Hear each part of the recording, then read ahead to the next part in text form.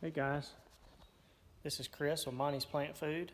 Gonna show you a planter we're working on for a grower up in Mount Airy, North Carolina. This grower's using Monty's products in furrow. We're assisting him with the equipment install, and I'm gonna show you what we've got going.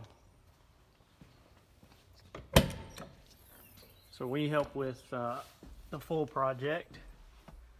I'm not quite finished in here yet, but we're wiring a controller. This controller has a lift switch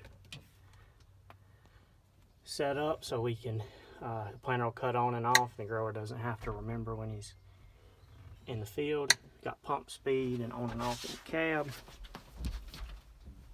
Sorry for the bouncing, guys. Wiring in quick connects so he can pull away. I've got to do the electrical connection so that he can disconnect from the planter without having to undo all this.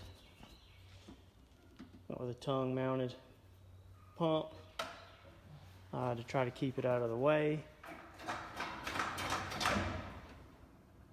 Put a bracket and a wheelger set up on it. And on this planter, we're running farmers. So we bring everything back to the back here.